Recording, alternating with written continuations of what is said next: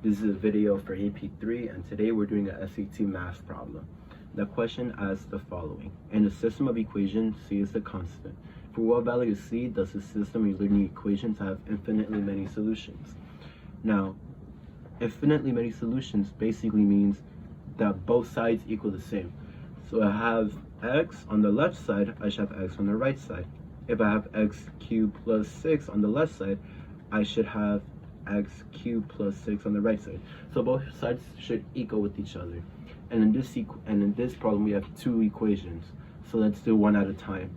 So in the first equation we can see we have x by itself equaling negative multiplying positive 3 with minus cy, and then we have a plus 6 minus 7x.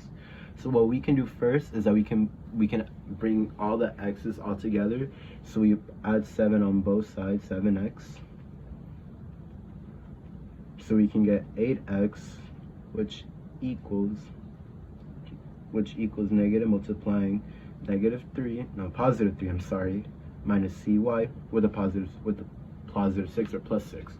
So we distribute the negative, and then we get 8x equals negative 3 positive cy plus 6. Now we add like terms. 8x equals 3 plus cy. So what we want to do is move the x and the y's always on the left side. So we do minus cy on both sides, and then we get 8x minus cy, which equals 3. So we already solved for one of our solutions.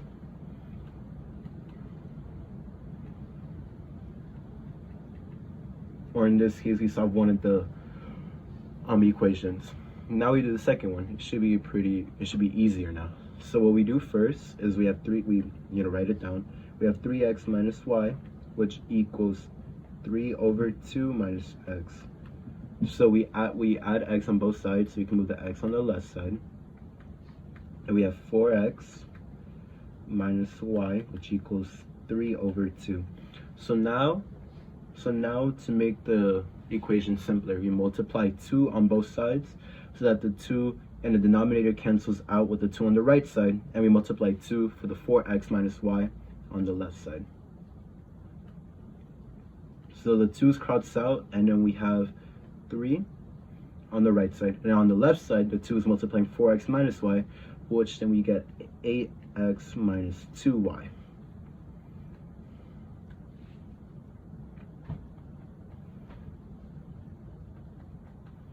As we can see, everything's almost adding up the same, but we don't know the c value.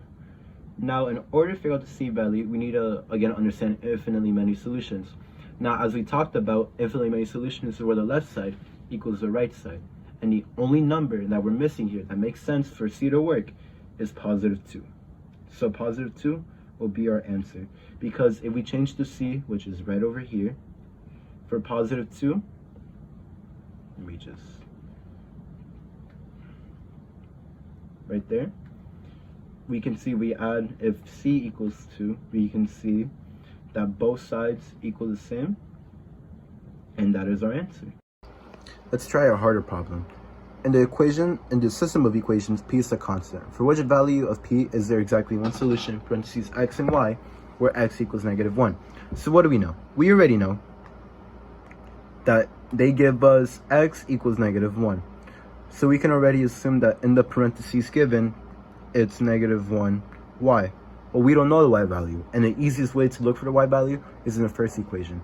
So in order to solve for y, we apply negative 1 where there's an x. We get negative 1 minus y, which equals y minus 4 plus 2 multiplying 4.5 minus 2 multiplied by negative 1. Now, instead of multiplying first, let's just minus y on both sides, so we can add y on the left side. So we get negative 1 minus 2y, which equals negative 4. And now we can multiply the 2 on both the 4.5 and the positive 2, because negative 2 multiplied by negative 1 equals 2. And now we get the following. Negative 4 plus 9 and then multiply -1 times -2, we get +2, and +2 times +4, I mean +2, it equals 4. And now we add 1 on both sides, so the y can be isolated, and we get -2y, which equals -4 plus 4 cancels out, and then 9 plus 1 equals 10, and then we divide -2 on both sides, we get y equals -5. So now we know that our parentheses is -1, -5, and now we can solve for the p-value. So now all we have to do is apply the -1 and the -5 on the second equation.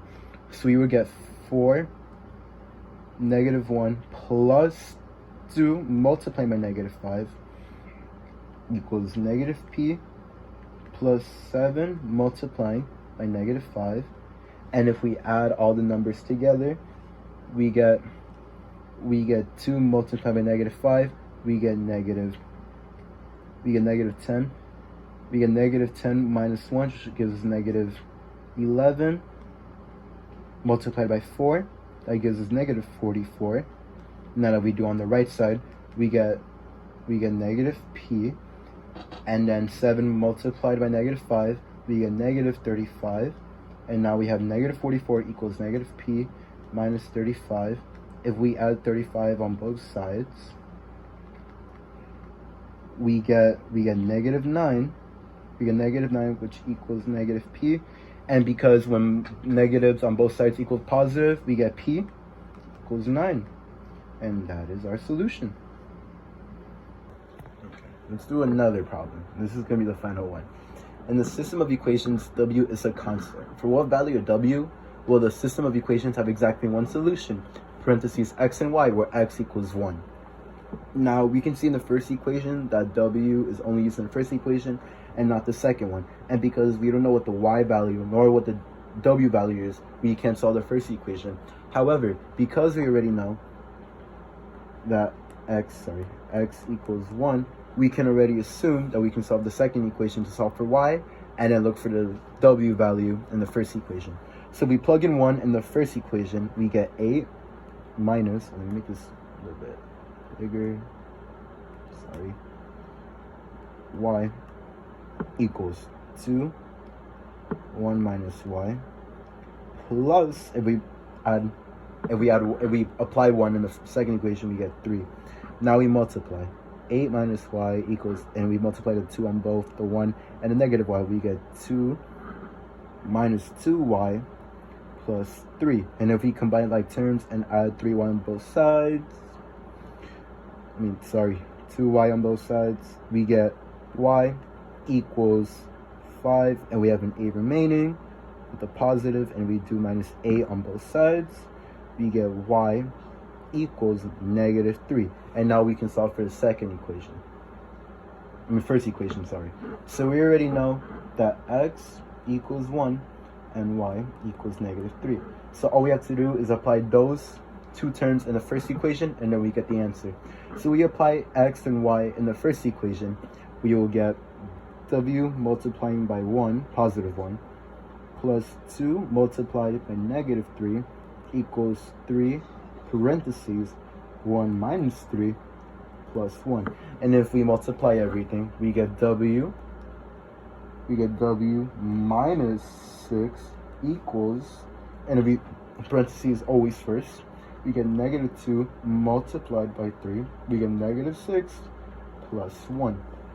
So to look for w, we add 6 on both sides, so we can cross out the 6 on the left and on the right side, and we get 1 remaining, which means that w equals 1. Pretty simple.